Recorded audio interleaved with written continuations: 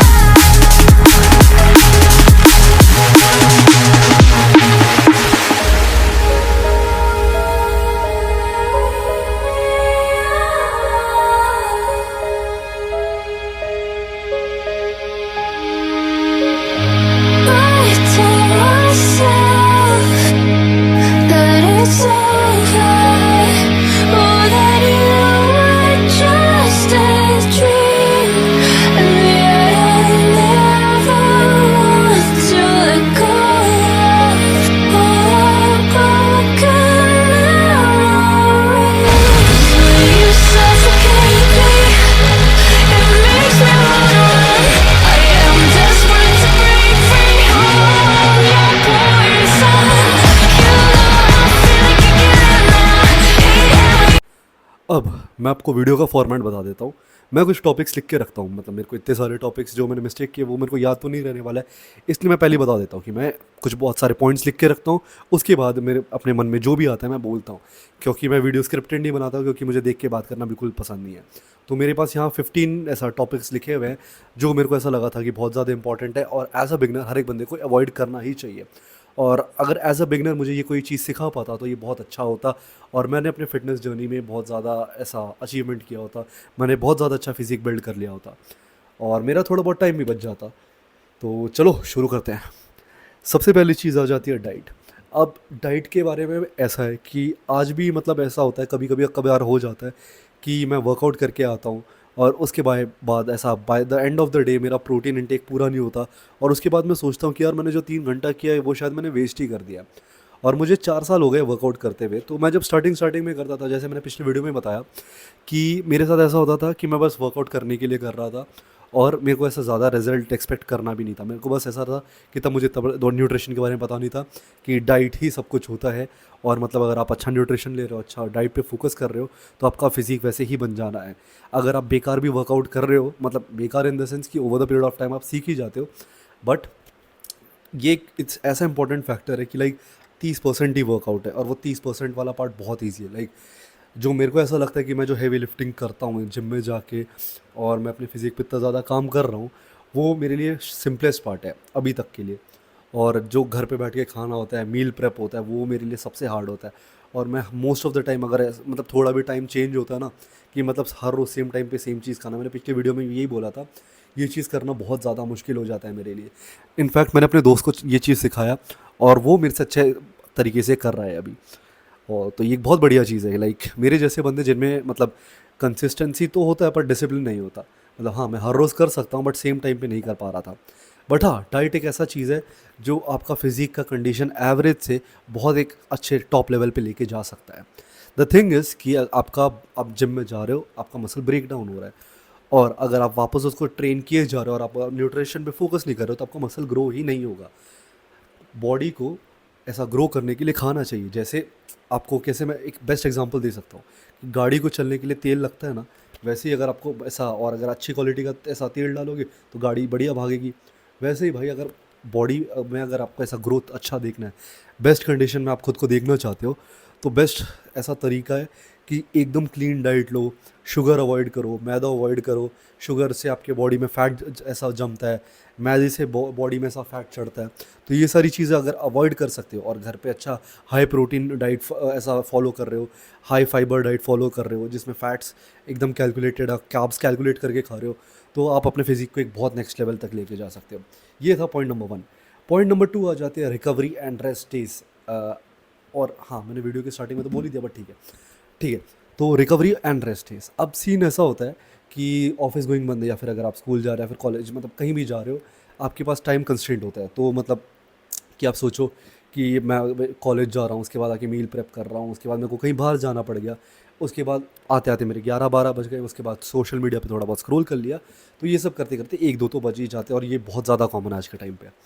तो सीन ऐसा होता है कि उसके बाद आपको नींद ऐसा पूरा नहीं होता, आपका स्लीप साइकिल भी ख़राब हो जाता है, और आपको बॉडी में रिकवरी का टाइम ही नहीं मिलता। इवन दो आप वर्कआउट बहुत अच्छा कर रहे हो और आप अपना सप्लीमेंटेशन में भी ध्यान दे रहे हो और आप अपना डाइट भी अच्छा ले रहे हो, बट बॉडी को रिकवर करने के लिए टाइम चाहिए। अगर आपने आपने परफेक्ट कंडीशन बना दिया कि आपने वो मसल तोड़ भी दिया और उसके लिए उसके बाद रिकवरी के लिए आपने अच्छा खासा खाना भी डाल दिया, अब बॉडी तभी ग्रो करेगा जब वो ऐसा रेस्ट पोजीशन में, लाइक मतलब अगर आप सो रहे हो तभी बॉडी मोस्टली ग्रो करता है, क्योंकि अगर आप कोई दूसरा एक्टिविटी कर रहे हो तब मसल रिकवर नहीं होने वाला। स्लीप साइकिल आपके मतलब ऐसा ऑब्वियसली आपको पता ही होगा, इसमें मुझे कुछ ऐसा एग्जैजरेट करके बात करने की ज़रूरत नहीं है कि स्लीप साइकिल कितना ज़्यादा इंपॉर्टेंट है। और अगर आपका स्लीप साइकिल अच्छा नहीं है तो आप अच्छे से वर्कआउट भी नहीं कर पाओगे, आप एनर्जी ऐसा बहुत लेस फील करोगे और आपका दिन भी ख़राब होगा, आपको मूड स्विंग्स होंगे, ये सब बहुत सारी चीज़ें आ जाती है। तो रिकवरी के लिए सबसे ज़्यादा इंपॉर्टेंट हो जाता है sleep cycle. The thing is कि मेरे को ऐसा लगता है कि अगर बढ़िया स्लीप साइकिल करना है आपको, तो कुछ चीज़ें होती हैं जो बहुत ज़्यादा इंपॉर्टेंट है। फर्स्ट चीज़ है time management. Time management is like one of the most important thing. उसके बाद आ जाता है कि मतलब लाइक सोशल मीडिया को थोड़ा कम स्क्रॉल करना, क्योंकि स्क्रॉल करते करते इतना टाइम निकल जाता है पता ही नहीं चलता। उसके बाद ये दोनों तो चीज़ें हो गई, बट हाँ मतलब मेजरली तो यही था। उससे ज़्यादा कुछ ऐसा है नहीं रिकवरी के लिए कि जो आपको मेरे को एक्स्ट्रा बताना चाहिए। उसके बाद आ जाते हैं तीसरे पॉइंट पे, choosing your workout routine. Choosing your workout routine, अब इसके लिए मैं बताता हूँ। मैंने जब स्टार्ट किया था तो मैंने स्टार्ट किया था अपना ब्रो स्प्लिट से, कि लाइक एक दिन चेस्ट किया, एक दिन लेग किया, एक दिन बैक किया, एक दिन बाइसेप मार लिया, सिंगल मसल अ डे। अब एक मसल को आपका रिकवर होने के लिए लगता है 48 आवर्स, तो मतलब 2 दिन में आपका बॉडी रिकवर हो जा रहा है, और तीसरे दिन में अगर आप सेम मसल हिट करोगे तो आपका मसल उसके लिए प्रिपेयर्ड है।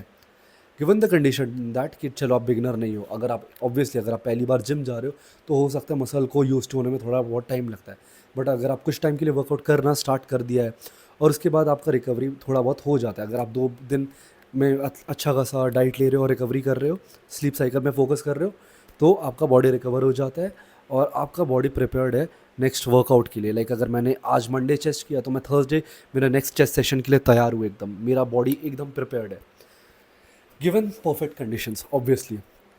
उसके बाद अब आ जाती है कि मतलब ये टॉप वर्कआउट्स जो रूटीन है वो, उसके लिए मैं एक डिफरेंट वीडियो बना दूंगा, वो एक डिटेल्ड वीडियो होगा, बट इसके ऊपर में मतलब ऐसा नहीं मैं चाहूँगा कि इसमें मैं इस टॉपिक को मैं अगर मैं दूसरे वीडियो में कवर भी कर रहा हूँ फिर भी मैं थोड़ा आपको ऊपर ऊपर से बता देता हूँ जो टॉप ऐसा वर्कआउट स्प्लिट्स है। सबसे पहले आ जाता है leg push pull. Leg push pull आपको पता ही होगा, मतलब लाइक पूरे दुनिया में सबसे ज़्यादा फेमस ऐसा वर्कआउट ये स्प्लिट है और हर कोई फॉलो करता है। लाइक जिस मतलब जो भी जिम जाने वाला बंदा है उसको ये वर्कआउट स्प्लिट के बारे में पता ही होगा। ऑफिस लोग जो मतलब ऐसा ऑफिस जाते हैं उनके लिए जो ये स्प्लिट है वो बहुत ज़्यादा फेमस है, क्योंकि मतलब ऐसा होता है उनको स्लीप साइकिल में बहुत ज़्यादा प्रॉब्लम आता है, क्योंकि बहुत ऑड टाइम पे उनका ऑफिस होता है या फिर स्कूल गोइंग या फिर college going. Bro split single muscle किया, आई नो इसमें मतलब लोग मोस्टली बोलेंगे कि ये वर्कआउट पैटर्न अवॉइड करने, बट अगर आप when you are trying to earn और आपके पास टाइम के बहुत ज़्यादा कमी हो जाती है, लाइक आपको ऐसा डाइट लेने का तक टाइम नहीं मिलता, तो उस कंडीशन में अगर आप ऐसा डबल या ट्रिपल मसल कर रहे हो तो आपका बॉडी ऑब्वियसली रिकवर नहीं करने वाला और आप बहुत ज़्यादा फटीग फील करोगे। तो कुछ पॉइंट नहीं बनता इतना ज़्यादा वर्कआउट करके अगर आपका बॉडी रिकवर ही नहीं कर रहा, तो उसके लिए bro split is the best option. तीसरे नंबर पे आ जाता है 4 डे स्प्लिट। 4 डे स्प्लिट को मैंने ऐसे डिवाइड किया कि leg shoulder chest tricep back bicep, और फोर्थ डे में traps abs and four arm cardio, कि लाइक फोर्थ डे में छोटे मसल कर लिए ताकि बॉडी ज़्यादा फटीग भी नहीं होगा और बॉडी को रिकवर करने का अच्छा खासा टाइम भी मिल जाएगा। गिवन द कंडीशन दैट अगर मैं पहले दिन में लेग शोल्डर एब्स करता हूँ, क्योंकि मैं एब्स को एक पर्टिकुलर मसल की तरह ट्रीट करता हूँ, जैसे मतलब मैं चेस्ट को एक मसल की तरह ट्रीट करता हूँ, मैं हर एक बॉडी पार्ट को इंडिविजुअली ट्रेन करना प्रेफर करता हूँ, बट लोग ऐसा नहीं करते क्योंकि लोग ऐसा बोलते हैं कि लाइक फोर आर्म बाकी एक्सरसाइज में इन्वॉल्व हो जाता है तो ट्रेन नहीं करना चाहिए, बट मैं इंडिविजुअली ट्रेन करना प्रेफर करता हूँ क्योंकि मुझे उसका साइज़ ग्रो करना पसंद है और इंडिविजुअली मेरे को ट्रेन करने में मज़ा आता है। हाँ, ये चीज़ हो गई। अब एक्सरसाइज सिलेक्शन की बात करते हैं। वर्कआउट के लिए वैसे मतलब पैटर्न्स के लिए इतना काफ़ी है, आपको इसके ज़्यादा सोचने की ज़रूरत नहीं है। लेग पुश पुल कर लो या फिर ब्रो स्प्लिट कर लो या फिर 4 डे स्प्लिट कर लो, और अगर आप स्ट्रेंथ ट्रेनिंग कर रहे हो तो उसके लिए मतलब फिर एक डिफरेंट चीज़ हो जाती है। आप अपना एक्सरसाइज सिलेक्शन मतलब आपको फिर अगर एडवांस लेवल पे करना होगा। एडवांस लेवल वालों के लिए यहाँ बात ही नहीं हो रही है, ये बिगनर्स के लिए वीडियो है, तो ये टोटली डिफरेंट चीज़ है। उसके बाद आ जाता है एक्सरसाइज सिलेक्शन। अब मैं एक चीज़ बताता हूँ कि एक्सरसाइज बहुत सारे हैं।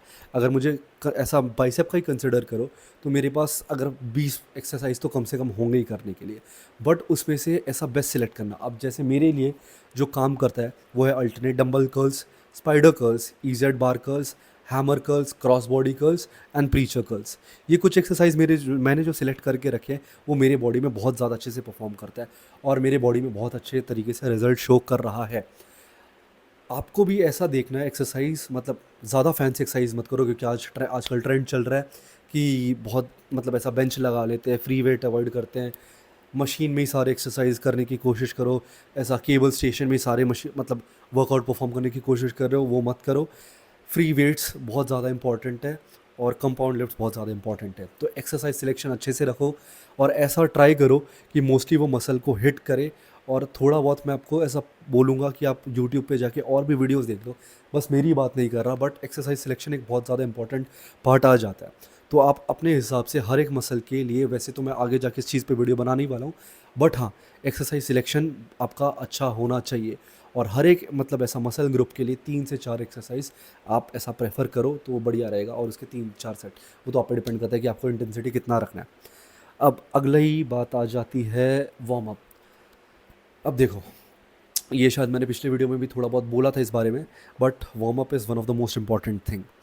आपका मसल एक्सरसाइज करने के लिए प्रिपेयर्ड नहीं होता। मैं घर से जा रहा हूँ, ठंडी का मौसम, या फिर कंसिडर करो मैं घर से जा रहा हूँ, आराम से मेरा बॉडी एकदम रेस्ट पोजीशन में है, मैं घर से आराम से गया। अब मैं डायरेक्टली जाके मैंने देखा है लोग हैवी हैवी मारना शुरू कर देते हैं, विच इज़ टोटली रॉन्ग। कि मतलब आपका मसल प्रिपेयर्ड ही नहीं है यार। आप डायरेक्टली जाके थोड़ी दो से, आप सुपर ह्यूमन तो हो नहीं कि डायरेक्टली जाके 200-300 मारना स्टार्ट कर दिया। और वैसे तो ये बिगनर की बात करना चाहूँगा मैं, सॉरी। हाँ, तो ये वैसे तो बिगनर का वीडियो, बट फिर भी मैंने एडवांस लिफ्टर या फिर ऐसा मतलब जो ऐसा हो सकता है ना 2-3 साल हो गए, वो उनको भी मैंने देखा वार्म अप अवॉइड करने कि चल थोड़ा बहुत हाथ वाथ घुमाया और उसके बाद डायरेक्टली एक्सरसाइज करना शुरू कर दिया, जो कि बहुत मतलब आपकी वर्कआउट का इफेक्ट करेगा और लॉन्ग टर्म में आपको इंजरी होगा। तो वो चीज़ अगर आप अवॉइड करना चाहो तो वार्म अप ज़रूर करो। स्ट्रेचिंग, मोबिलिटी वो आगे आने वाला है, बट हाँ, वार्म अप करना बहुत ज़्यादा इंपॉर्टेंट है। जैसे अगर स्क्वाट के लिए ही कर रहे हो तो थोड़ा बहुत पहले स्ट्रेचिंग कर लो, उसके बाद फ्री ऐसा बॉडी वेट स्क्वाट कर लो और धीरे धीरे धीरे करके प्रोग्रेस करना है। कि लाइक अगर मेरे को आज 160 केजी ऐसा स्क्वाट करना है, ठीक है, तो मेरे को ऐसा मैंने स्टार्ट किया पहले ऐसा 40 केजी, 60 केजी, 80 केजी। अगर आपको वेट डिफरेंस इतना कम नहीं रखना तो आप फिर 60 से स्टार्ट करो। 60, 80, 100, 120, 140, 160। ये वेट प्रोग्रेशन देख के समझ आता है कि हाँ, मतलब एक लॉजिकल आपने दिमाग में सोचा कि 20 किलो का मैं जंप लूँगा। आप डायरेक्टली 40 या 60 किलो का जंप मत लो। अनटिल एंड अनलेस अगर आप ऐसा पावर लिफ्टिंग कर रहे हो और आप बहुत अच्छे लेवल पे आप ऐसा ट्रेन कर चुके हो, क्योंकि मैं तो इतना कर नहीं सकता कि लाइक अगर मैं भी स्क्वाट कर रहा हूँ तो मैं ऐसा 60 kg से ही स्टार्ट करता हूँ। और मेरे को ऐसा लगता है जो भी ऐसा नॉलेजेबल लिफ्टर है वो शायद कम वेट से ही स्टार्ट करते होंगे। This is what I think, और मैंने लोगों को यही करते हुए देखा है over the period of time. अगर आप कुछ अलग कर रहे हो then it's a totally different thing, but हाँ वार्म अप पे बहुत ज़्यादा फोकस करो। उसके बाद आ जाता है स्ट्रेचिंग। वर्कआउट के बाद आपका मसल बहुत ज़्यादा फटीग हो जाता है। उसके बाद अगर आप स्ट्रेचिंग नहीं करोगे आपकी मोबिलिटी एकदम ख़राब हो जाएगी। आपको आपका हाथ ऐसा स्ट्रेच करने में भी ऐसा दिक्कत आने वाली है जिसके वजह से मतलब आपको बॉडी पेन बहुत ज़्यादा रहेगा। आपका बॉडी जितना मतलब ऐसा फ्लेक्सिबल रहेगा। एक मिनट, मेरे बैकग्राउंड में थोड़ा बहुत सायरन का आवाज़ आ रहा है, तो मैं 1 मिनट बाद वीडियो कंटिन्यू करूँगा। हाँ, तो अभी वो आवाज़ चले गई है तो ठीक है, मैं फिर कंटिन्यू करता हूँ वीडियो। मैं बात कर रहा था स्ट्रेचिंग की। तो वर्कआउट के बाद अगर थोड़ा बहुत आप स्ट्रेचिंग करोगे तो आपका बॉडी का मोबिलिटी अच्छा रहेगा, और मोबिलिटी बॉडी में बहुत ज़्यादा ज़रूरी है। अब चीज़ें ऐसी होती है कि लोग कुछ साल वर्कआउट करने के बाद उनका पेन इतना बढ़ जाता है, रीज़न ये कि वो एक तो वार्म अप का तो जान ही दो, स्ट्रेचिंग करते ही नहीं है। बॉडी में आपका मोबिलिटी अच्छा होना चाहिए। नो डाउट अगर आप बहुत अच्छा वेट मार रहे हो तो विच इज़ इम्प्रेसिव, बहुत अच्छी चीज़ है, बट आप बॉडी में मोबिलिटी भी रखो। लॉन्ग टर्म में आपको जब एज हो जाएगा, after particular point of time, जब आप हैवी वेट नहीं मार पा रहे हो या फिर वर्कआउट ऐसा नहीं कर पाओगे, तब ये शायद आप, मेरे को ऐसा लगता है ये बहुत ज़्यादा काम आएगा, वरना आपको घुटनों में दिक्कत नहीं आएगी, आपकी बॉडी में इन जनरल प्रॉब्लम नहीं आएगा।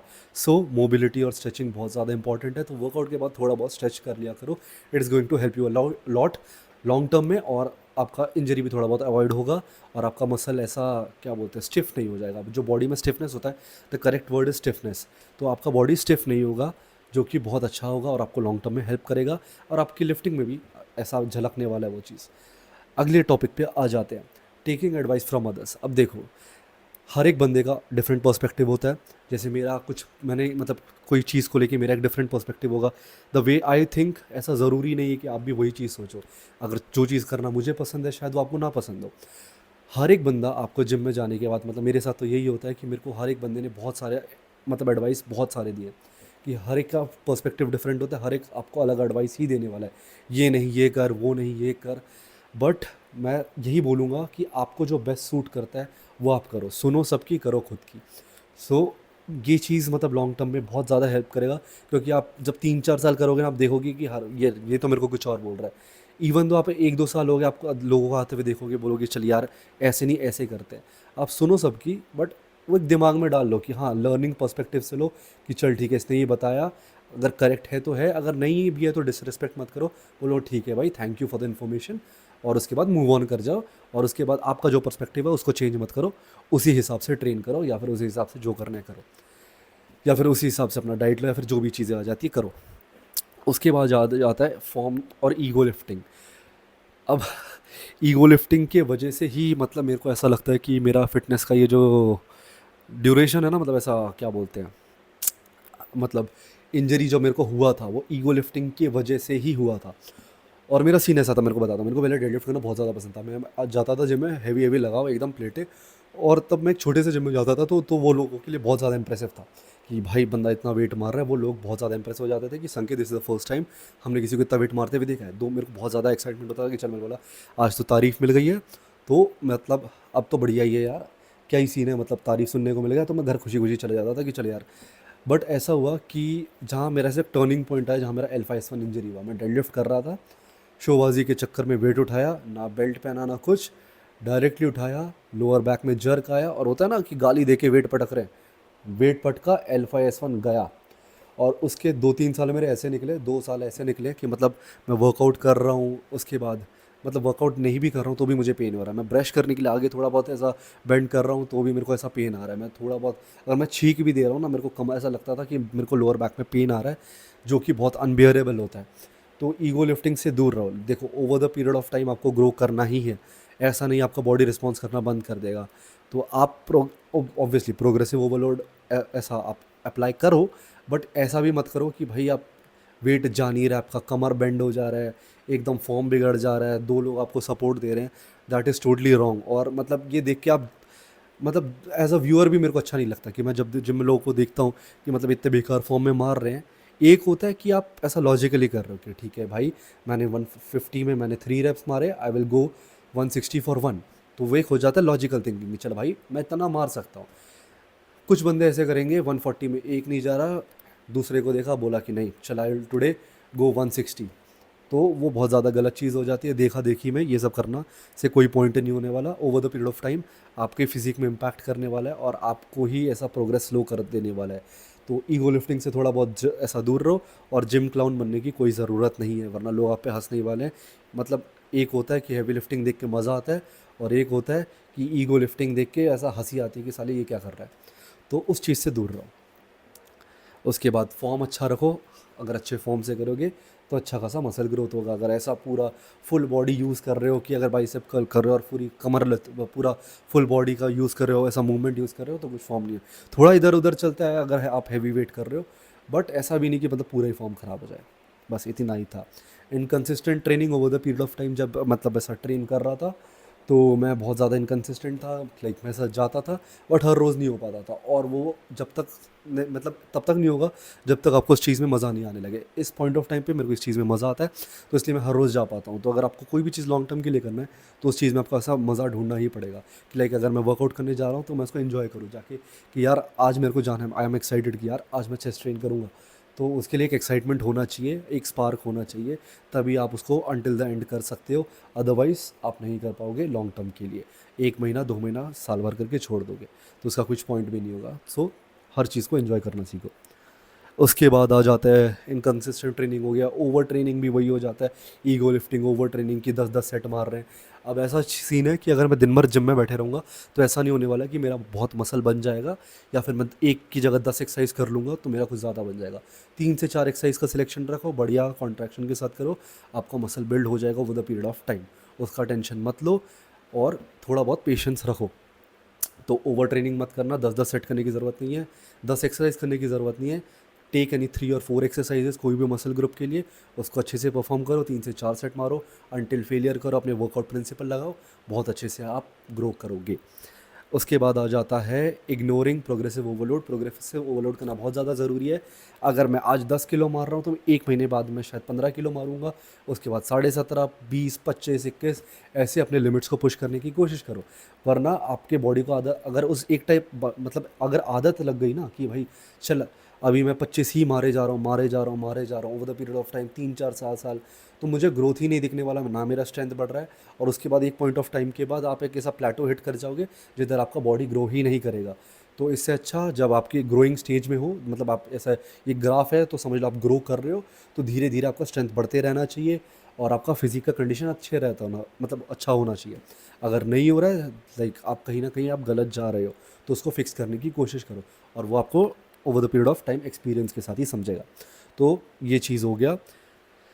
उसके बाद प्रोग्रेसिव ओवरलोड पे ध्यान दो। हाँ, उसके बाद कॉपिंग रैंडम वर्कआउट एंड प्रिंसिपल्स। दूसरों का वर्कआउट कॉपी मत करो कि चल यार ये कर रहा है तो ये कर लेता हूँ, ये इसके वर्कआउट प्रिंसिपल ये है तो इसके लिए अगर 2 एक्सरसाइज काम कर रहा है तो मेरे लिए भी करेगा। ये बिल्कुल ज़रूरी नहीं है। जो चीज़ उसके लिए काम कर रहा है वो चीज़ मेरे पे काम करेगा, ऐसा बिल्कुल ज़रूरी नहीं। हर किसी का बॉडी टाइप अलग होता है, इसीलिए लोग दो दो तरीके से स्क्वाट और डेडलिफ्ट करते हैं। कोई लोग ऐसा नॉर्मली ऐसा क्या बोलते हैं कन्वेंशनल कर रहा है, कोई सूमो कर रहा है। तो मैं बात करते करते भूल जाता हूँ, क्योंकि ये सब बहुत सारी चीज़ें दिमाग में, और इतने सारे आइडिया जब आपके दिमाग में ऐसा रश कर रहे होते हैं ना, तो बीच में आप थोड़ा बहुत फंबल कर जाते हो। तो मेरे को बात करने में ऐसा होता है कि I don't have a script जिससे मैं देख के बात कर रहा हूँ, मैं डायरेक्टली जो मेरे दिमाग में आ रहा है वो बोल रहा हूँ। सो आई हैव टू ऐसा थिंक कि मैं क्या बोल रहा हूँ, कभी कभी इसलिए फंबल हो जाता है। वो सब छोड़ो। उसके बाद दूसरों के वर्कआउट प्रिंसिपल्स पे मत ध्यान दो, दूसरे का वर्कआउट कॉपी मत करो। वो करो जो आपकी बॉडी पे बेस्ट वर्क करता है, और थोड़ा बहुत बॉडी के साथ एक्सपेरिमेंट करो, so you will figure out कि आपके लिए बेस्ट क्या है। उसके बाद एक्सपेक्टिंग क्विक रिजल्ट्स, वो तो होने से रहा। If you are training naturally तो आपको टाइम लगेगा, एटलीस्ट गिव 3 to 5 years। मतलब नहीं, आप मतलब ऐसा भी मत करो कि मतलब आपको रिजल्ट्स दिखने ही नहीं है। एक्सपेक्ट करो, उतना एफर्ट भी डालो, और स्लो रिजल्ट एक्सपेक्ट करो। ऐसा नहीं कि रात भर में ही बॉडी बन जाएगी, वैसा कुछ नहीं है। 1 साल 2 साल 3 साल दो, over the period of time अगर आप हर चीज़ अच्छे से कर रहे हो तो आपका फिजिक बन जाएगा। तो क्विक रिजल्ट्स एक्सपेक्ट मत करो, it's a long term game, और आपको लॉन्ग टर्म चलना है। कॉपिंग रैंडम वर्कआउट्स एंड प्रिंसिपल्स हो गया, एक्सपेक्टिंग क्विक रिजल्ट्स भी हो गया, नॉट ट्रैकिंग योर प्रोग्रेस, ये बहुत ज़्यादा ज़रूरी है। देखो, आपको अपना प्रोग्रेस ट्रैक करना क्यों ज़रूरी है। देखो, आज मैंने अपने वर्कआउट में शायद कंसिडर करो अगर 150 में 5x5 किया या फिर 5x3 किया, और अगर मैं फ़ेल कर जाता हूँ, मैं वापस आके वही चीज़ कर रहा हूँ, वो चीज़ अगर मेरे दिमाग से निकल जाती है तो फिर मैं भूल जाता हूँ, फिर मैं वही किए जा रहा हूँ। सो आपको अपना प्रोग्रेस ट्रैक करना बहुत ज़्यादा ज़रूरी है, ताकि आप प्रोग्रेसिव ओवरलोड उसमें इम्प्लीमेंट कर सको। इसलिए वर्कआउट ट्रैक करो अपना। बहुत सारे ऐप्स हैं, आपको ऐप स्टोर में मिल जाएंगे, जिससे आप अपना वर्कआउट ट्रैक कर सकते हो। Each and every single day एक सेट के बाद 1 2 से 5 सेकंड लगते हैं हार्डली, कि आप एंट्री मारो कि चलो आज मैंने 60 किलो से 15 रैप मारे हैं, अगली बार मैं 16 रैप मारूंगा, या फिर मैंने 10 रैप मारे तो मैं 12 रैप मारने की कोशिश करूंगा। सेम वेट के साथ नहीं मारो, बट एक है 1 रैप एक्स्ट्रा, या फिर 5 किलो बढ़ा दो, 2.5 किलो बढ़ा दो, ऐसे ही करके ही प्रोग्रेस होता है। उसके बाद आ जाता है कार्डियो। कार्डियोवैस्कुलर फिटनेस के बारे में मैं क्या ही बताऊँ। कोई कार्डियो करना ही नहीं चाहता जिम में, हर कोई आता है, वेट उठाता है, चले जाता है, जो कि बहुत गलत चीज़ है। Cardiovascular fitness is the actual fitness, जो कि आपको काम आने वाला है। वेट लिफ्टिंग आपके बुढ़ापे में काम नहीं आने वाला, और हर जगह आपके काम नहीं आने वाला। जब तक ऐसा हार्ट है तब तक ही आपका ऐसा मसल ग्रो होगा बॉडी में। जितना, एक चीज़ बताता हूँ, एक लॉजिकल चीज़ बताता हूँ, अगर आपके बॉडी में अच्छे से ऑक्सीजन फ्लो हो रहा है, ब्लड फ्लो हो रहा है, जिनको हार्ट मतलब ऐसा, तभी आपका ऐसा अच्छे खासा मसल ग्रोथ होगा। मतलब लंग्स को ट्रेन करना, जैसे कार्डियो के थ्रू ही लंग्स और मेरे को हार्ट ऐसा लगता है ट्रेन होता है, तो वो चीज़ करना बहुत ज़्यादा ज़रूरी है। आपका स्किन भी अच्छा रहेगा, आपका मसल ग्रोथ भी आपको इस चीज़ से दिखने वाला है, और कार्डियोवैस्कुलर फिटनेस बहुत ज़्यादा इंपॉर्टेंट है। लाइक ये लाइफ टाइम आपको हेल्प करने वाला है। This is the kind of fitness. अगर मैं, मेरे ऐसा प्रेफरेंस होता कि कोई भी 2 चीज़ चूज़ करो, तो मैं कार्डियोवैस्कुलर फिटनेस को ऐसा फर्स्ट प्रायोरिटी देता, टॉप मोस्ट प्रायोरिटी। मेरे से भी कभी कभी ऐसा ऑब्वियसली टाइम कंस्ट्रेंट की वजह से नहीं हो पाता, बट मैं ट्राई करता हूँ कि चल 10 मिनट तो एटलीस्ट साइकिलिंग कर ले। दिन के अगर 10 मिनट भी दे दिए बहुत है, 10 15 मिनट दे दो, साइकिलिंग कर लो, रनिंग कर लो, it is more than sufficient. But avoid मत करो, अवॉइड करना बहुत बेकार चीज़ हो जाती है। कार्डियो, मोबिलिटी और फ्लेक्सिबिलिटी के बारे में मैंने फिर भी मतलब पहले भी बोल दिया था, पॉइंट में कवर कर दिया था, बट हाँ, वो भी बॉडी के लिए बहुत ज़्यादा इंपॉर्टेंट है। और आखिरी चीज़ आ जाती है काम माइंड। काम माइंड आपके लिए बहुत ज़्यादा ज़रूरी है। वेट लिफ्टिंग में एग्रेशन होना चाहिए, बट ऐसा भी नहीं कि मतलब आपके बॉडी को हार्म कर रहा है। तो एकदम ठंडे दिमाग से जाओ कि मतलब, अभी एक चीज़ बताता हूँ, ये आपने नोटिस किया होगा, जो एक प्रोफेशनल लिफ्टर है या फिर एक बहुत टाइम से लिफ्टिंग कर रहा है, उसमें और एक न्यूबी लिफ्टर में ये डिफरेंस होगा। न्यूबी लिफ्टर एकदम एग्रेशन में जाएगा, उधर लिफ्ट करने जाएगा, एकदम गुस्से से जाएगा, उसके बाद लिफ्ट में फकअप भी करेगा, और उसके बाद थोड़ा बहुत अपना फॉर्म भी ख़राब करेगा। जो एक एडवांस लिफ्टर होता है, जो मतलब मैंने नोटिस किया है, एक एडवांस लिफ्टर कभी भी ऐसे गुस्से में नहीं जाता, काम माइंड के साथ जा रहा है। एक्सरसाइज कितना भी हैवी हो, 180 190 200 300 जाएगा, अपना मतलब एकदम उस माइंड सेट में जाएगा। जो भी है, मतलब थोड़ा बहुत एग्रेशन तो रहता है, बट परफेक्ट फॉर्म के साथ नीचे गया, सेट परफॉर्म किया, आ गया, कोई चिल्ला चोट नहीं, कुछ भी नहीं। थोड़ा बहुत सेलिब्रेट करना चलता है, बट उससे ज़्यादा कुछ भी नहीं। So this is one of the most thing, काम माइंड होना ज़रूरी है। और आई होप कि ये वीडियो ने आपको कहीं ना कहीं हेल्प किया होगा। अगर हेल्प किया तो ड्रॉप अ लाइक और सब्सक्राइब करो, क्योंकि मैं ऐसे बहुत सारे इन्फॉर्मेटिव कंटेंट बनाने वाला हूँ, और मुझे इतना देर एक जगह बैठ के बात करने में टाइम और एफर्ट दोनों लगता है। सो अगर आपको वीडियो का ऐसा क्वालिटी और कंटेंट पसंद आ रहा है तो लाइक करो। और मैं स्टार्टिंग में वर्कआउट क्लिप इसलिए डाल रहा हूँ ताकि आपका ऐसा ऐसा अटेंशन बना रहे, मतलब ताकि आप ना ऐसा वीडियो को इग्नोर करके ना चले जाओ। स्टार्टिंग में थोड़ा इंटरेस्ट बिल्ड हो जाना चाहिए, क्योंकि ऐसा इन्फॉर्मेटिव कंटेंट लोग ज़्यादा प्रेफर नहीं करते। लोगों को रील स्क्रॉल करना बहुत ज़्यादा पसंद है, बट प्रेफरेंस मेरा है कि मैं लॉन्ग फॉर्म कंटेंट पोस्ट करूँ। और ऐसा, अगर आप इफ़ यू आर ऐसा वॉचिंग दिस वीडियो, तो आप ऐसा कुछ वैल्यू लेके जाओ। I hope this video is going to help in your lifting career या फिर लिफ्टिंग जर्नी, और आपका थोड़ी चीज़ें सिंप्लीफाई कर देगा। जो गलतियाँ मैंने की वो शायद आप नहीं करोगे।